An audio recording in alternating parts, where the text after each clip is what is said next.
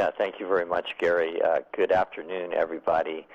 Senator Steve Glazer here. I thank you for taking the time in your day to join us on this telephone town hall. It's our 7th one. Unfortunately, because of the challenges of technology, everyone, I think, is in a listen-only mode. We've asked that if you have questions that you submit them. We've gotten dozens of them through our email, and they're still coming in, and you can, throughout the course of this call, send in your written questions if you feel like we haven't touched upon an issue or concern that you have.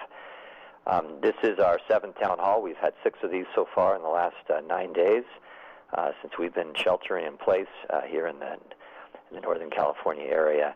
And those conversations are all on my website if you want to go back and listen to any of them. We had conversations with Contra Costa and Alameda County health directors in one town hall. We had hospital leaders come in and talk about their capacity issues to take the influx of people that may have COVID-19. We brought in some leaders from our supermarket and pharmacy community to talk about food scarcity. On another show, we had the school superintendents come in and talk about the school impacts and what they're doing. And our last town hall Sunday night, we had a doctor of psychology come in and talk about coping skills, the stresses and strains that we're all going through with this shelter in place, and how we should be thinking about it. How can we be coping as best we can with this craziness that we're all going through? So, if you're interested in those conversations, you can go to my website, which is sdo7.senate.ca.gov, and this conversation will be taped and put on the website probably by early tomorrow. So today, as I have in all these town halls, been joined by Assemblymember Tim Grayson. Tim, thank you very much for being on the part of this conversation. Thank you, Senator. And we have previously had Assemblymember Bauer Cahan on, and I know some folks from her staff are listening in to see if there's any tips or things that they can do to help make our world better, given what we're going through. So thank you to her office as well. It is a stressful time for us, and it's a stressful time for our animals. I mean, I've had pets my whole life, and they're very intuitive to know when things are going right and when things aren't going so well. And I'm sure that all of you who are on this call who do have pets and animals know what I'm talking about. And specifically, we want to understand how this coronavirus is affecting them physically or not, all the things that we can do to care for our animals under these new regulations that we're living within. And when I talk about animals, it's not just dogs and cats. It could be horses and bunnies and birds. But we've brought some wonderful guests on today that have a lot of experience in our animal world, and let me introduce them to you. Let me start with Brandy Kenzel. Brandy, are you on the line with the Society for the Prevention of Cruelty to Animals in San Francisco? I am. Thank you so much for having me. Thank you for being on this conversation, Brandy. And can you tell us in short what the work is of the SPCA that we refer to by your initials all the time? Yes, no problem. Yes, it's a pretty long acronym, so the initials are always best. So the San Francisco SPCA is a private nonprofit, and we're dedicated to saving, protecting, and caring for dogs and cats while ending their animal abandonment. So we were founded in 1868. We're the first first Humane Society west of the Mississippi, and we have 2 full-service veterinary hospitals, a renowned pet adoption center, and a number of other programs. Great. Thank you for the great work that you do. Also joining us is Melanie Sadek with the Valley Humane Society. Are you there, Melanie? I'm here. Thank you. And tell us about your organization. So Valley Humane Society has been around for 32 years, not nearly as long as Brandy's group, but we serve the Tri-Valley area, and so we're located in Pleasanton, and we have an adoption center, a number of different programs and services. We're an organization that truly believes in the human-animal bond, and so our programs really revolve around that. And so we're really thrilled to be a resource to our community during everyday life, but especially when we're dealing with a situation like we are now. Great. Well, it's great to have you on our town hall. And finally, Dr. Janice Kane. Dr. Kane, are you there? Yes. I know that you went to veterinary school at the University of California, Davis. Yes, I did. And that you have special interest in internal medicine, oncology, endocrinology, and canine reproduction. You specialize you work at the Bishop Ranch Veterinarian Center in San Ramon. Is that right? Yes, that's correct. And you consult and review some of the advanced cases at that location. You also teach at UC Davis School of Medicine, veterinary medicine. Is that right? Yes, correct. I teach the senior veterinary students, correct. Well, why don't we start with you? So is the Bishop Ranch Veterinary Center open? Are people able to get their animals seen there? And what's it like now under the current shelter-in-place rules for your center? Yes, so we are definitely open, but we are limiting our services to those pets that are in essential need, meaning sick or injured animals, or those that need continued care for an ongoing problem that really waiting would be not a good thing for the animal's outcome. We have put into place amazing procedures. I'm very proud of our staff. We have basically curbside check-in, meaning the clients do not leave their cars. They come in. They are either greeted outdoors by one of our staff that's completely gowned in the personal protective equipment. The animal's then taken into the hospital. Work is done. The clients are communicated with by telephone by our veterinarians while the client waits in their car. And then the animal is either hospitalized for care if needed or returned back to the client. The client is then checked out via our online web portal. So we're trying very hard to provide service as needed for our pets, but keeping our clients and staff as safe as possible. And how do you determine whether that pet has an urgent need? Who decides that? Is that Well, that's a very good question, and it's very trying for our clients that may have a little different definition of that than perhaps we do, and so we are screening our appointments and trying to help the clients understand if perhaps a certain thing we don't find essential. Well, let's just say something trivial like a nail trim, even though maybe it's bothering the owner to hear the animals clicking on the ground. Maybe right now we don't need to trim the nails. We can wait a few weeks until hopefully our shelter-in-place edict is lifted. But certainly if animals are sick or injured or have ongoing care needs that need follow-up, we definitely want to be able to see and take care of them. And Helene writes in with a question that many have written in on, and that is about COVID-19. Can a dog or a cat get COVID-19, and can it be transmitted to the two-legged species? Yes, these are the questions that we're all asking every day as well. My reference for this will be some wonderful website that consumers also have access to, which is the website from the American Veterinary Medical Association. They have a wonderful website if you just type in COVID-19 on a website looking for that. Great information. It says there, to date, there have not been any reports of pets or any other animals contracting the illness and becoming ill. This is something that we are certainly watching for, worried about, and yet they are really not a host species for the virus that causes COVID-19. And then the other question that I think is also very concerning is, could our pets serve as a way to transmit the disease to humans? So could they maybe harbor the virus or carry the virus and then spread it from person to person? Our knowledge at this point is that the virus really prefers replication and transmission from human to human. So that's the primary mode of contact, obviously, why we're all trying to keep our social distance, et cetera. We don't have any yet concern that animals would be infected with the virus and then transmit it to people.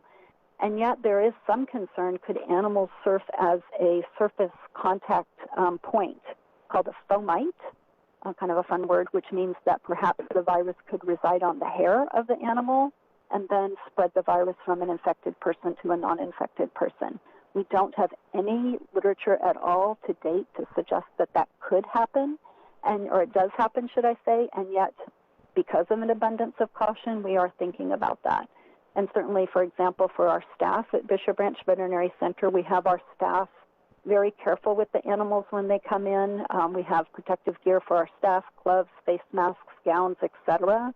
We're trying to encourage the staff not to cuddle up to the animals quite as much as maybe they really prefer to do when they're taking a blood sample or something from the animals to comfort them, but still keep the animals happy, because we are concerned that perhaps that could be a mode of transmission. So for those who are arriving on the call late, that's Dr. Janice Kane, who is a veterinarian at the Bishop Ranch Veterinary Center in San Ramon. Dr. Kane, we've got so many questions here and worry about this issue of transmittal. And so you indicated that there's no evidence that shows that it can be transmitted animal to human, but you're still taking the precautions as if it can. Is that what I'm hearing from you? Yes, that's exactly what it boils down to. As the term that we're using nowadays is called an abundance of caution, and that makes perfect sense to us. So I'm going to give a, for example.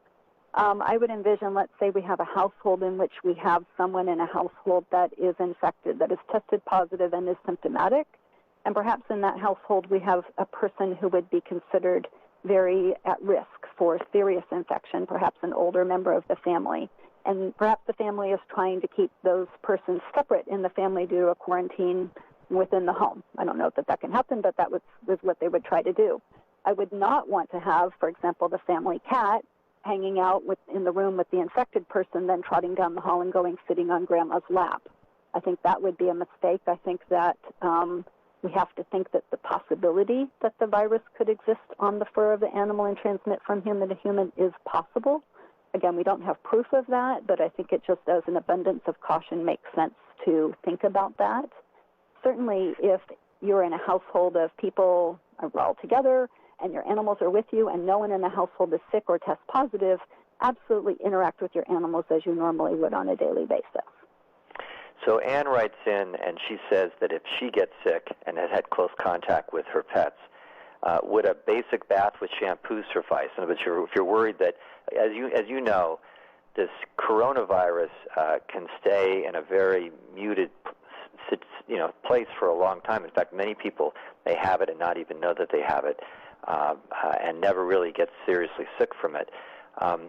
But you can, I guess the current statistics that I have seen say that the average time from getting infected to actually having a temperature or a sore throat is about 5 days. And so I guess Anne's question would be that maybe she didn't realize she was sick, but then maybe she found out that she is sick.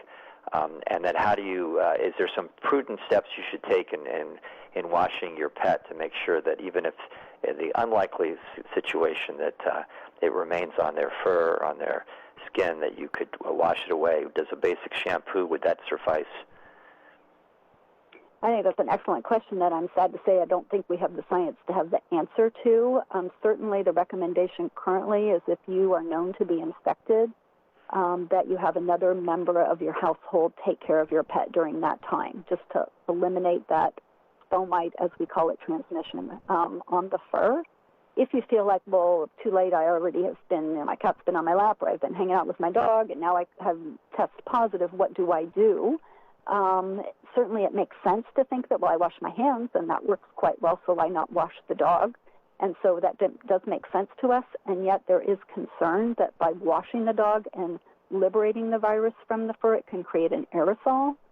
So I guess you could surmise if the person is infected but not feeling too ill and they want to wash their own dog, that might make sense. But having another person in the household wash the dog perhaps isn't a good idea, if you follow me. Got it. And I'm going to ask variations of the same issue because people have written with their own nuance, and even though it may be a little repetitive, I want to err on the side of asking these questions. So Doug writes in and says, what about wipes or sanitizers short of a bath? What would you say to Doug about cleaning your pet with something different than a full bath? Some way to wipe them down. So one thing that we do have available to us in pet centers is what's called a waterless shampoo. And we don't have any proof that that's going to kill the virus, so I can't really say for sure. That would make sense from a standpoint of it's not 60% alcohol, which we know the hand sanitizers need to be. And yet a waterless shampoo can remove a lot of debris from the animal. So that can be perhaps sprayed on the animal and then toweled off. And then, of course, that towel needs to go somewhere else and sit for a while before it's put through the wash. I mean, that's just a common sense approach that I'm offering, and yet I don't have the science to really back up that that's smart. I don't, unfortunately, know that. Okay. And Amy writes in, and she says, my husband's identified as high risk. We currently have in-home dialysis due to his health. We have indoor and outdoor cats. They go in and out, and they take pats from people. How should we approach this? Should I keep them all outside? What would you say to Amy?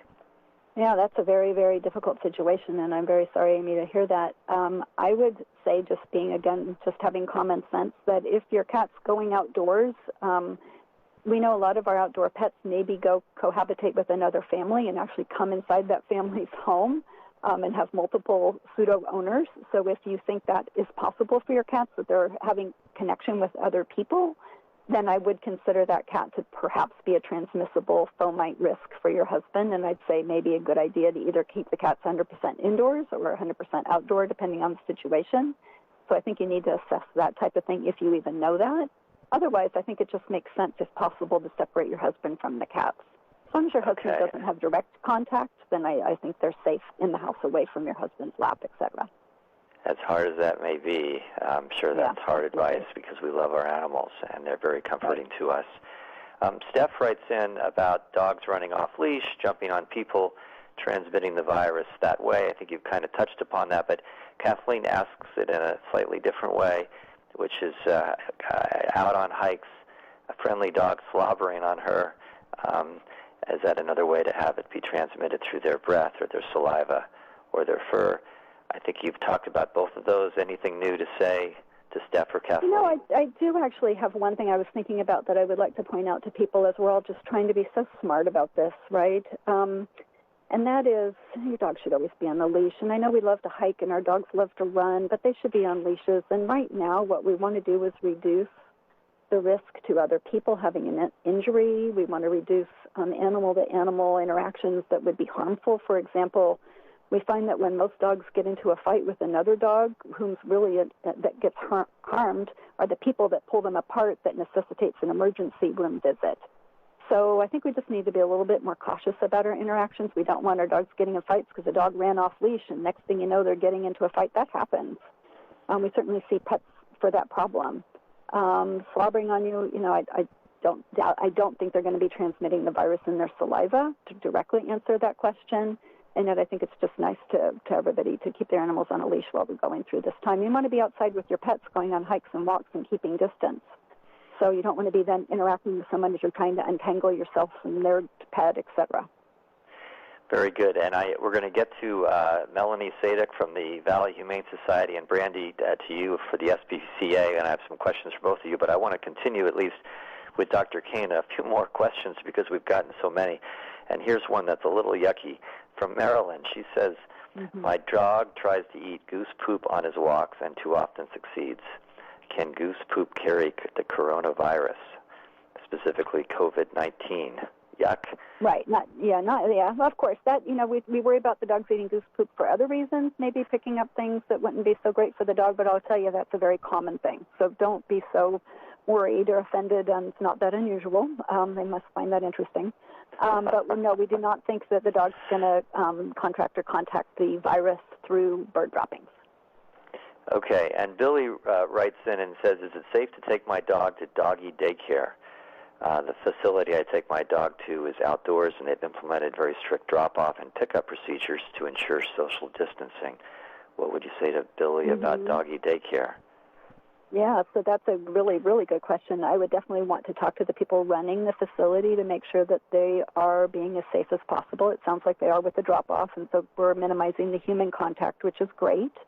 I would want to be sure that if my pet was going to doggy daycare, now is not a time to be introducing new groups of dogs to see how they get along. We don't want to have any animals getting into issues where they're fighting or having wounds that then would necessitate veterinary care or human interaction. And the people running these places know how to do that safely. So I'm going to trust that they're doing that quite properly. I don't otherwise think there's a problem with going to the doggy daycare, but again, those kind of questions I think are prudent to ask. Okay, and Robert writes in about his cat. He says, I have a 6.5-year-old cat recovering from surgery for a massive inner ear infection in mid-January. He's still on 2 antibiotics and a steroid. Oh my, might he be susceptible to the virus? Again, we do not think that animals are going to be a natural host for this virus, so even in an immunocompromised animal, at this point, we don't feel is at increased risk from becoming sick with the virus. Okay. Well, let me bring in Brandy Kenzel from the Society for the Prevention of Cruelty to Animals, because I know a part of your work there is as general counsel, and a question has come in about, are we still allowed to care for our horses, this is from Valley, as long as we maintain social distancing from other people? Brandy, welcome to the town hall again, and do you have some advice after looking at the ordinances that have been established for the shelter in place, and what would you say to Valley? Yeah, this is so interesting, and I must say that it changes daily, if not hourly, the interpretations of what's going on. Everybody's kind of trying to figure out what's going on, but real time in some respects. But, one of the really great things that the San Francisco SPCA is proud of is that we recently worked with, the Governor Newsom's office to get animal shelters and animal control facilities, basically businesses that are interacting with animals classified as part of the essential workforce. And so the term animals and the way that that's classified is really broadly defined under California law, and it doesn't differentiate between species. So any workers at physical facilities that provide routine care, veterinary care, much like, Melanie's organization and Dr. Kane's veterinary hospital, for any species of animals are exempt from this shelter-in-place order because they are part of the critical infrastructure. And I'm not a specialist in horses. The San Francisco SPCA really focuses on dogs and cats, but I would argue that this includes facilities where horses are kept, and even where wildlife care is done, or zoos, or anything similar. So because animal is so broadly defined, these businesses are essential to operation, and we want them to go forward. Now, for the individual person wanting to visit their horse, I would tell them to honor the social distancing requirements, right? Increase the way that you are sanitizing, but think of it akin to walking your dog, right? It is a pet. And we know that we are allowed to be out to exercise. We know that we are allowed to be out to exercise our animals. But just to do those in basically in the spirit of honoring the restrictions that are in place to keep health, everybody safe. Well, that's terrific. I think that's great advice, Brandy. Thank you for offering it up. That it is okay to go outside and walk your pets. Certainly, the same with a horse. That it is considered an exception to the essential work limitation, and I hope that you can feel comfortable now doing that in the appropriate way. Yeah, and if I could just, sorry. No, go ahead. I just wanted to kind of add to that. We really want people to try and, I know this sounds a little bit silly coming from a lawyer because people want to drill down on the really specifics of the language, but we do think that a lot of these orders, certainly the state's orders and a lot of the local orders that are in place, which, by the way, can be more restrictive than the state order. So I would encourage you to kind of think about, if you live in a certain municipality, to think about how that interacts with the broader state mandates. But, what we are seeing time and time again with these orders is that people care about pets. They care about animals. And so we certainly don't want to have a situation where we're telling people you absolutely can't go visit your horse in a stable and provide it with the necessary care, exercise, food, water, all those types of things. So just, I encourage people to use common sense and don't be, no analysis paralysis when it comes to taking care of our family members, which pets are. Great. Let's bring in Melanie Sadek from the Valley Humane Society. Melanie, are you still there? I'm here. And how is your shelter doing during all of this? What's happening on the ground there? So for us, we feel that the services that we're providing the animals in our care are essential. We were able to very quickly move the animals that were in our facility in Pleasanton into foster homes, but we're also still pulling animals out of public shelters. And so this is an area that we feel is still very critical. We don't know what's going to happen as people continue to get sick. Where are those animals going to go? We need to make sure that our public shelters have space to be able to deal with the additional animals that they might see coming in. And so for us to be able to bring animals in, we need to see a flow going out the door as well. And so we have done some adoptions. We've modified our process to really ensure that the community is being protected through our process, as well as our own team members. And I think something that we sometimes forget in situations like this is the kind of the mental process for those that are home by themselves. One thing we've seen occur over the last really 7 days is almost a little bit of a panic setting in for people who are living alone.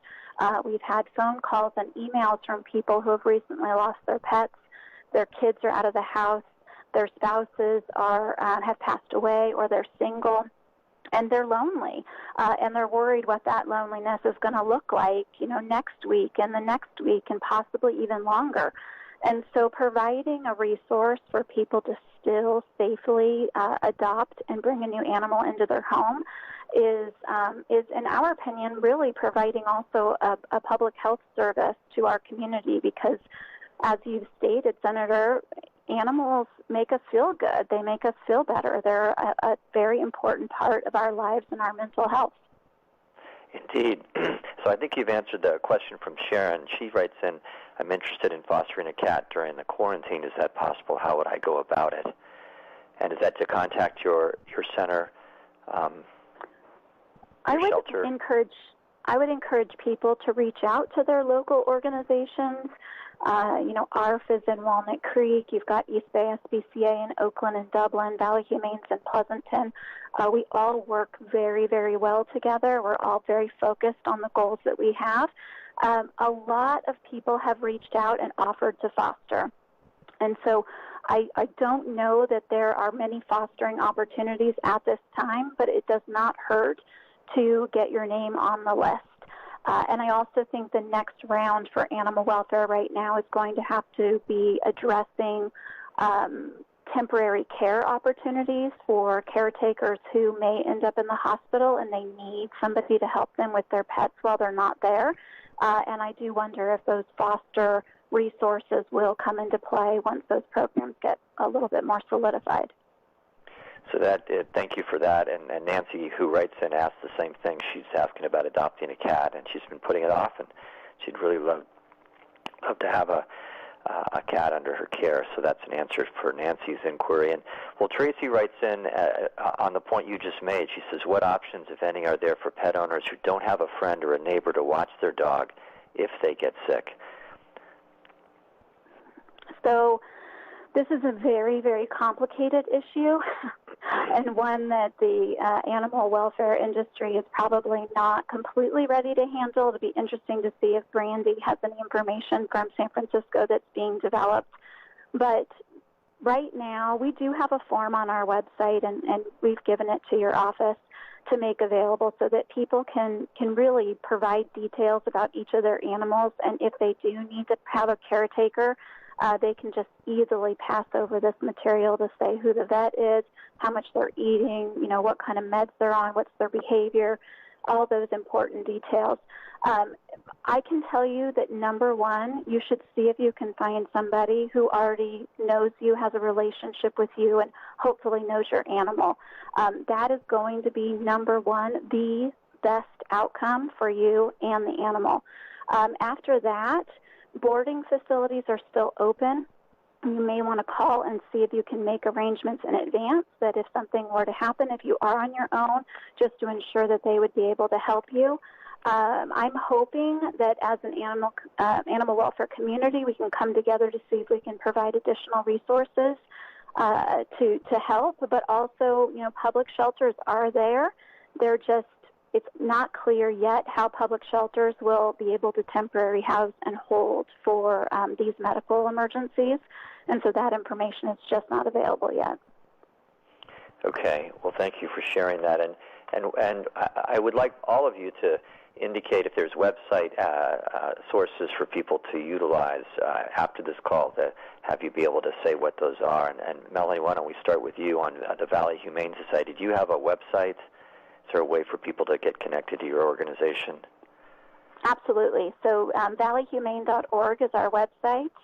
And anybody who sees an animal, is interested in adopting, has general questions, you can just email us at info@valleyhumane.org. Or when you're on the website, just call our phone number. It might take 24 hours for us to get back to you, but we are returning everyone's calls. Okay, terrific. Let me do you have a need for volunteers at your at your place, or how do you handle the shelter? Is it all paid staff? Do you have volunteer staff? So normally we have almost exclusively volunteers, 167 volunteer shifts a week to care for animals in our facility. But right now, to really respect the social distancing, we have put almost all of our animals into foster homes and only have necessary staff in the building to deal with sick animals and cats that we felt that it was most appropriate for them to stay in the building. Okay. And Brandy, while we're on this issue of links for information, is there stuff on your website that would be helpful to people? Would you like to give that out? Absolutely. If folks want to we have pretty extensive information related to the COVID-19, and folks can visit www.sfspca.org. That's sfspca.org. Okay, great. Correct. And I, a lot of the things that Dr. Kane and Melanie have already touched on, because we offer the full service veterinary care, we are providing telemedicine appointments if people should need them. We are encouraging people to make plans for their pet, very much in line with what Melanie recommends. People can stock up on food, medications, flea tick prevention for your pet. You can ensure that your pet is updated on kind of its records and their microchip information remains accurate. If you want to call us for the advice on this, we have people taking kind of basically calls as much as we're able. So there's a tremendous volume right now. I encourage you to contact us. So a question has come in about whether this person should purchase extra medicine for my pet in case of quarantine or business supply impacts. Have any of you heard of any kind of business supply impacts, pet medicine, pet supplies? So I can probably answer that one. So no, we are not having any supply chain issues. However, there is a very good recommendation that all pet owners have about a 2-week supply of food and supplies on hand. Reason being, if that person becomes infected and is quarantined, then they therefore will have everything they need for their pet in their possession. I don't think we need excess of that, so we don't need to go too crazy. And the recommendation is to have about a 30-day supply of medication. At the Bishop Ranch Veterinary Center, we are primarily now providing medications by mail. So we're trying to therefore decrease the contact of the public coming to pick up things like medications. So we are mailing out prescriptions that are needed for refills to keep people stocked up. And then we also have a pet care warehouse adjacent to us that supplies a lot of specific foods. And so, for example, we're taking orders over the phone and then bringing the food to the car. So we're trying to make sure that people have plenty of what they need, and we're not seeing a supply issue. And that's Dr. Kane from the Bishop Ranch Veterinary Center. This is Senator Steve Glazer. Thank you all for joining us on our conversation this afternoon. We have more questions. If I can ask our guests to hang around for a few more minutes, we have a lot of more questions coming in. And if you are sitting at home and you have a question that hasn't been answered today, I hope that you'll send me quickly an email so we can ask our guests to answer them.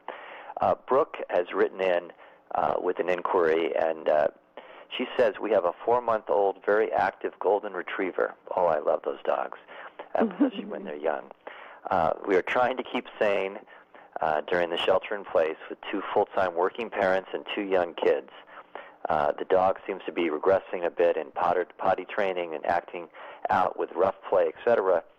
He seems to be overstimulated as he's used to a quiet house with only one person working from home and kids at school. Can you offer any advice on exercise for the dog while remaining sheltered, while they're remaining sheltered, or how to help with his overstimulation and behavior? Dr. Kane, you want to take a stab at that one? Sure. So a 4-month-old dog, I'm going to hope, has received their last vaccine of their puppy series. Hopefully they've had their 3rd vaccine, and therefore we do feel it's safe to go out into the community. I think in this type of instance, I'm hoping that maybe the adults can take a few more breaks during the day to take the dog out for a little bit more exercise, extra walks, bringing along treats and doing a lot of training on those walks, on the leash manners, how to sit, stay, all of those things. And a golden retriever, they're very, very intelligent. They want to learn. They want to engage. They probably feel a little ignored. All these people are home, but no one's playing with me. So maybe going out for several walks during the day. They don't have to be long walks, 10, 15 minutes. A golden retriever has a very short attention span when they're 4 months old. So just taking them out for short walks, back and forth, up and down the block, working on all of our training, I think probably will help tremendously.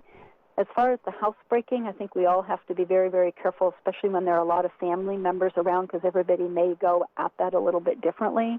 And it's really, really important for everybody in the family to be on the same page how we're going to be handling this. Who's going to be the responsible one for getting the dog out, watching how often they're going out, and things like that, and have kind of a family meeting about the plan. I think that would be helpful. Great. And I can add that. to Yes, please. As somebody who also loves golden retrievers, there could be too that they broke the schedule up. So normally maybe that dog is being crated during certain periods of the time or being restrained to certain areas. And because everyone's home, there's kind of an assumption that the animal should be freely roaming, like maybe they do in the evening or when the whole family's together. And so really, I always look at puppies like being young children, and when we put framework in front of them, they thrive. And so maybe there needs to be downtime and, where they're being trained in a kennel or in a restricted area so that they can't do anything destructive. The other thing, too, that a lot of people don't realize is that when dogs smell, it's exhausting for them. And so they might want to Google search some nose work techniques where they could maybe hide treats around their backyard and really engage the dog in more scent work, which can really be fun for the family because it's almost like hide and seek and can make that puppy pretty tired pretty fast. Great ideas. In fact, that brings in another broader question about other types of activities to do with your pet during these times where it's a different situation than they're used to. With the people in the house. Other thoughts and ideas about how to play with our pets, maybe in a little bit more confined spaces with lots of people around? Who wants to take a stab I'll take at that one? So this is Randy. So I think that's a really great question, and changing the dynamic of, like you said, all of a sudden we have all these people under one roof and our pets, and we're all kind of on top of each other, and how are we going to, the dogs are probably feeling like, why are you people in my house all day? I usually have a place to myself. And if you think about it, when you're at work all day, your animals are probably sleeping. So you've really disrupted their schedule. So I think maybe it was Brandy that brought up a really good idea is they need to kind of adhere to their normal schedule. So maybe a little bit of away time from the family in another room where they can go have a nap in the afternoon is a great idea. And so, go ahead. Who is that? Mm-hmm. Oh, this is Brandy, and I just wanted to kind of jump in and offer some comfort, if it will, as a as a mother to a 3-month-old and a 3-year-old right now, staying at home, and some pets that are naughtier than I thought when I was at work. I thought they were angels. We are hearing at the San Francisco SPCA that a lot of pet guardians are going through these issues. They're seeing their pets for the first time. Everybody's getting used to one another and a schedule that isn't quite the same. And it could be a really good opportunity. There are a lot of great resources out there. One of them is at the San Francisco SPCA, but we're one of many. We have a behavior and training department that's offering phone consultations. So people have more time on their hands right now, and if they want to talk one-on-one with a specialist, they might not necessarily want to go in person to do that, but you can have a great phone consultation. You can get a great customized, new schedule, new routine, new ideas to engage the whole family with their pet. And we just are encouraging people to kind of, consider using sort of the telemedicine option, should it be one that they want to utilize. Terrific. That's a great suggestion.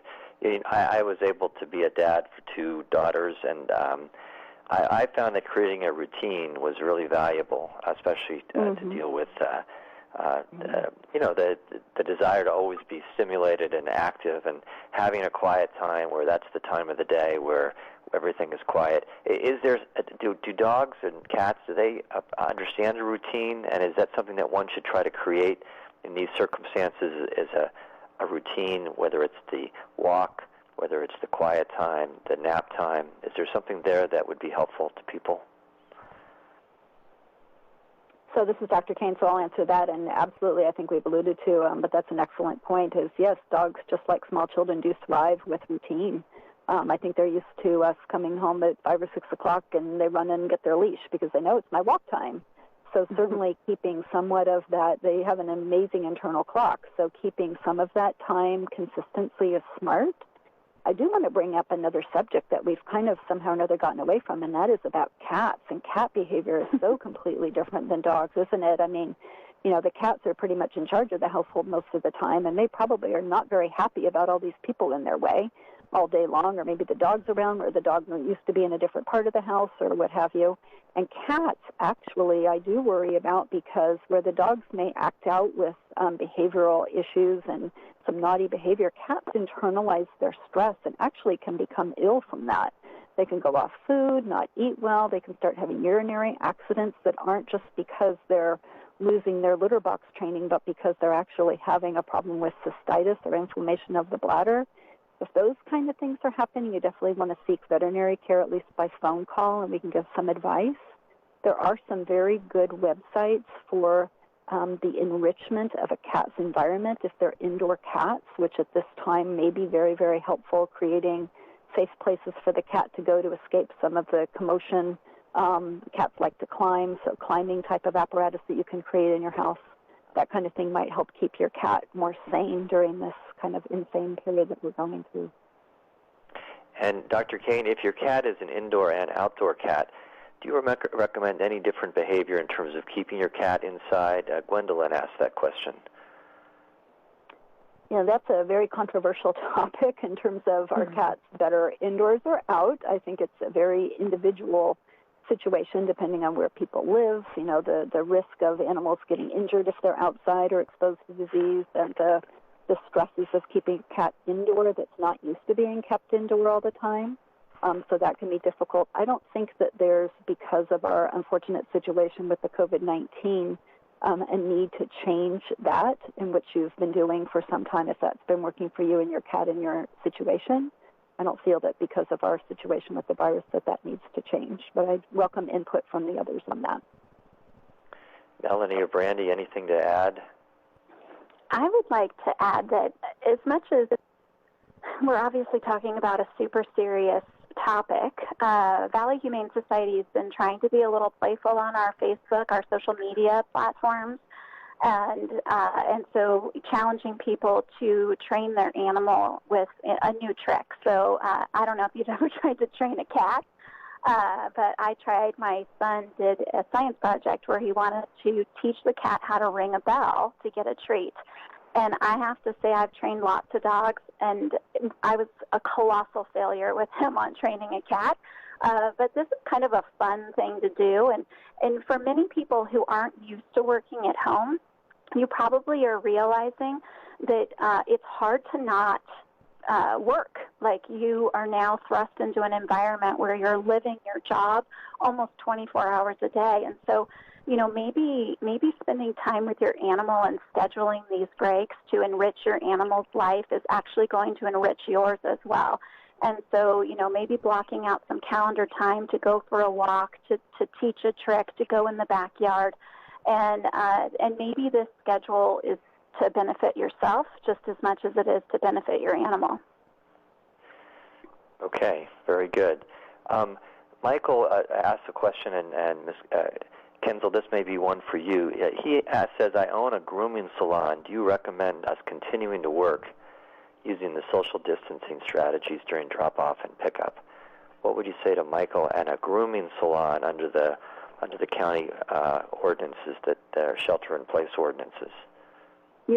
So I would encourage Michael, if to the extent that he can, to seek legal advice. So there's my disclaimer there. But the language that is currently in place right now is that workers at animal care facilities that provide food, shelter, veterinary care, and or routine care, those being operative words, and other necessities of life for animals can technically still operate as essential workforce functions. Now, that said, I don't know the specifics of what, Michael's grooming salon offers his clients, and I would, the whole animal welfare industry is taking the new environment that we're operating under, the new normal, if you will, very seriously, and encouraging some actually what we would deem really essential functions to animal sheltering and veterinary care. We're ramping those down significantly, and so I would really encourage him to question whether or not grooming at this time is an essential function. I can't make that determination for him. There's no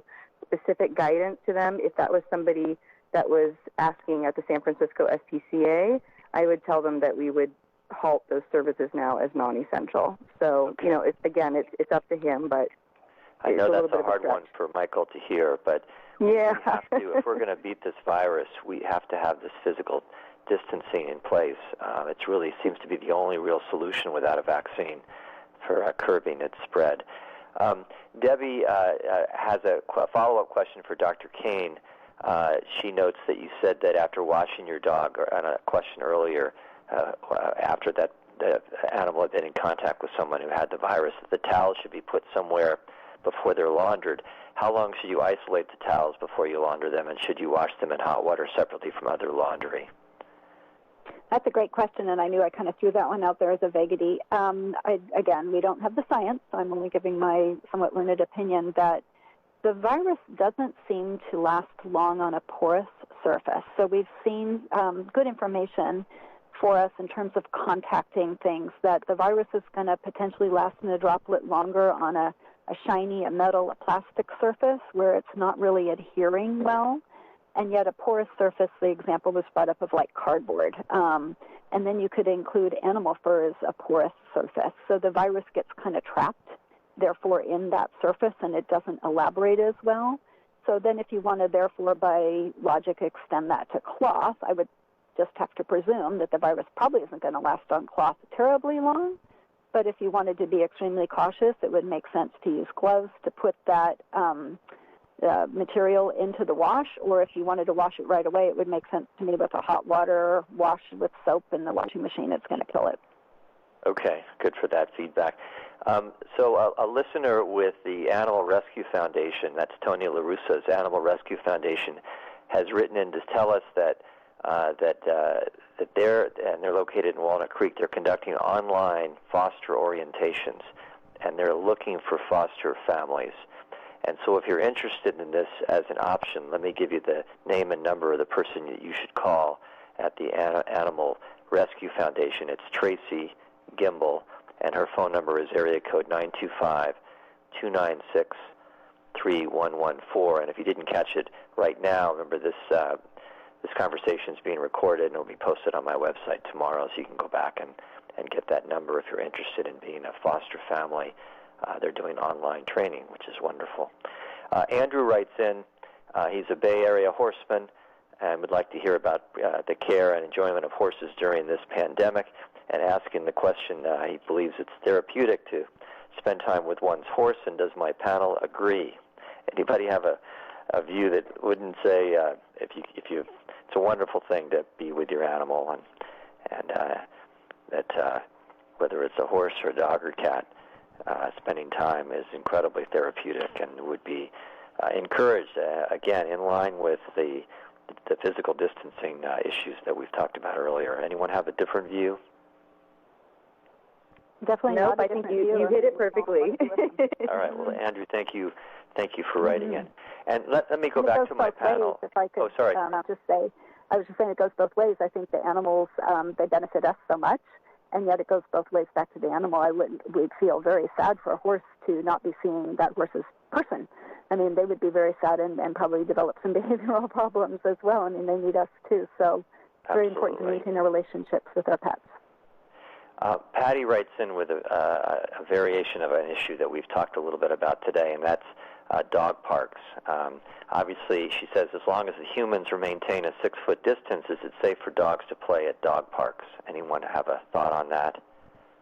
Well, I'm very happy to chime in on that one. So that, again, another controversial issue, even without this difficulty we're facing, are dog parks. I mean, we all love to see our dogs romp and play with other dogs because that obviously they're so enamored with that. They're having such a great time, and in the perfect world, that sounds great. We veterinarians, however, see the other side, which are animals that become sick or injured at dog parks. And so we're really recommending right now to be really smart about that. So if you have a dog park that you always go to, your dog knows certain other dogs that are always there. You can maintain the social distance with the people. You know, you're kind of waving at people. Yeah, you're good. Yeah, I'm good. You know, hopefully everybody's not incubating the virus.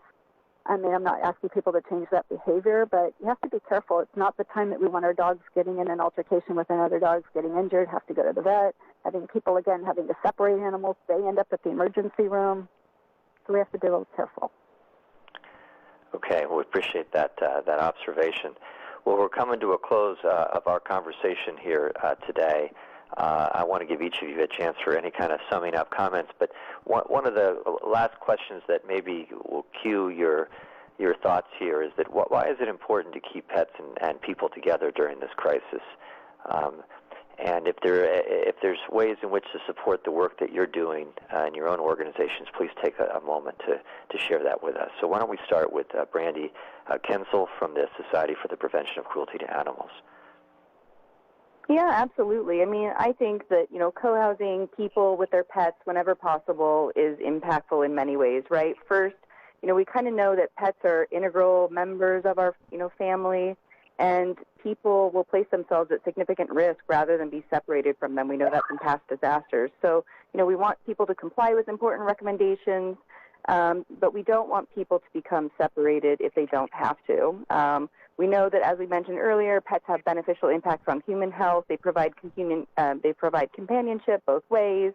And lastly, I want to say that, animal shelters, frankly, could become really overwhelmed quite quickly unless we let people stay with and care for their pets. So, bringing in large number of animals to animal shelters, we can't handle that right now. So, the possibility of a crisis, is very top of mind for everyone, and it really is beneficial to allow people to stay with their pets. So that's all I would, kind of start with. Thank you for being on this conversation and for all the good work SPCA does for us and our four-legged friends. Thank you very much. And Melanie Sadak from the Valley Humane Society, you guys are open but on a limited staff. Tell me your final thoughts about all that we're going through and its effect on our wonderful animals, and how would you sum up our conversation today? So our facility is closed, but we're still operating. And kind of like Brandy said, we oftentimes when we're dealing with really tough situations, the nonprofit world is kind of behind the scenes trying to ensure that everything is going smooth and that the people and animals that really need additional services and care are being taken care of. And so if those are things that individuals appreciate and prioritize, then definitely support your local nonprofits that are really digging in and doing this best work. I think the last thing I want to add is that animals give us a peace of mind, and they help us decrease our stress. And we know that when we are really stressed, our immune system becomes compromised. And so we need to try to make sure that people keep their animals with them, and that if people don't have animals right now and are interested in getting one, that we provide resources that allow that to happen. So thank you so much for allowing me to participate today. Great. Thank you, Melody. And Dr. Janice Kane from the Bishop Ranch Veterinary Center, you've been doing this a long time, and you must have a very deep love for animals to do what you're doing. And these are different circumstances, and you're trying to adapt. Any kind of summing up comments for our listeners about what they're going through and what their pets are going through? Yes, I have been doing this for a long time. Thanks for pointing that out in a positive way. Yes. But I think the great news is, I love my job so much, and I'm so fortunate after many decades of doing this that I still love going to work every day and taking care of our animals, taking care of our people that own animals. It's a wonderful veterinary human-animal relationship that we have. So we thrive on that, and we are there to take care of your animals if they need care. Please don't be afraid to come. We are doing our very best to exercise amazing caution to protect the people, protect their animals, but provide the care that the animals need. I think I would like to say just a couple things in summary, just in case people didn't get in the beginning of the call, because the big concern that we're just getting lots of calls and emails is, do I have to worry about my animal getting infected? The answer is at this time, we do not think animals are going to be infected with the virus. There is probably some very low but potential risk an animal can serve as a way to spread virus from human to human, but we do say, again, that's a low potential. And yet an abundance of caution at this point of time makes sense, especially if you have family members that might be a more at-risk population. I would also like to point out an excellent resource, which is the avma.org website, which is the American Veterinary Medical Association, has a great whole list of all sorts of information about animals and the whole COVID-19 situation. Well, very good. Thank you so much for all your good work and for your wisdom and advice for all the folks listening in today. I want to thank all of my guests. Assemblymember Grayson, thank you for continuing to partner on these efforts along with Assemblymember Rebecca Bauer-Cahan. I want to thank our guests and for all their wisdom, all the people who wrote in with questions. If you didn't, I think we did a pretty good job of getting through most of the questions, but if you have additional questions that we can help answer, please send them to my email address that was in the announcement of this event. We, unfortunately, are going to have many difficult weeks ahead, both for people and for the animals that we love and are a part of our households. The shelter in place is not going to let up soon, unfortunately, and that makes it really challenging for everybody. I know those who've lost jobs, those whose businesses have closed, those who are vulnerable over the age of 65 or have a compromising medical issue, particularly vulnerable, and all our work to honor the shelter-in-place requirements is not just for us, but it's for them, people in our household that could be exposed to this and be a lot more vulnerable to it. So all of the guidance about physical distancing is vital. Washing your hands often, trying to avoid touching your eyes and your nose or your mouth unless your hands are very, very clean. All those basic guidelines are so important that we encourage ourselves and our friends and our family members to follow through on, because that is really what we have as the tool in our toolbox to stop the spread of this virus. We are planning some future telephone town halls on issues that people have written and suggested about the impacts on small business and what the state, federal government, or local governments are doing to try to help those who businesses have closed. We are planning to have another telephone town hall on people who have lost their jobs, and I'm sure you know someone either in your household or close by that has lost their job because of the shutdown. There's a lot of help out there. Some of it's just coming online now, and we hope to have a good discussion with some experts about how people can get the resources they need to help them through this very difficult time. And if you have other suggestions about what we can do to bring experts right to you so you can hear directly from them, please send me emails and make those suggestions. So with that, I want to wish everyone a good afternoon. Please stay safe. We're going to get through this together. We're going to get through it. And I look forward to seeing you out and about, and hopefully at the soonest possible opportunity. But in the meantime, let me and my office know if there's anything that I can do, that we can do to help make your life better during these difficult times. And with that, I want to wish everyone a good afternoon. Thank you all.